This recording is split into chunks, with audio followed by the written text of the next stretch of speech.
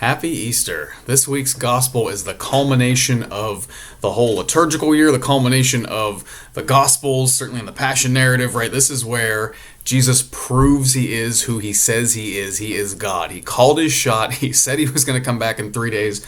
No one knew what he was talking about, right? As this gospel evidences, right? Mary Magdalene goes to the tomb. She's not expecting it to be empty. She goes back and tells the apostles, I found this empty tomb. And they're like, what does that even mean? They go run to the tomb. They look at it. They're not even sure what's going on. They were not expecting a resurrection. That's the beautiful thing about God, is he's always surprising us. He's always full of surprises. He's always doing things we don't expect, even though he's kind of already told us he's going to do them, right? He called his shot with this resurrection.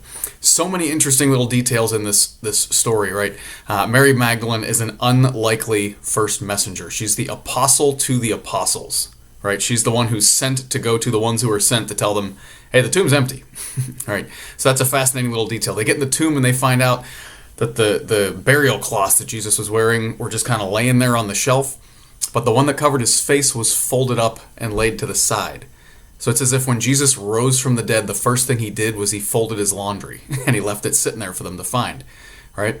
Kind of a clue that his body wasn't stolen, that something intentional happened here because he folded his face cloth and left it there, right? And they are floored. They don't fully understand the scriptures. So there's so much in here that resonates with us, right? God's full of surprises.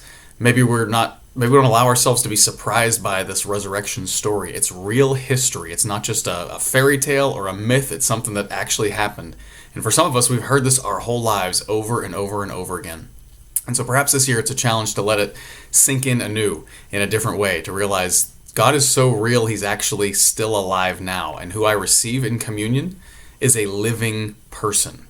My creator, my redeemer, the one who died on the cross and rose from the dead, right? And that excitement and joy that we see in these folks, in Mary Magdalene and the apostles, running to Jesus. Are we willing to run to the Lord and to let him surprise us again and again this Easter?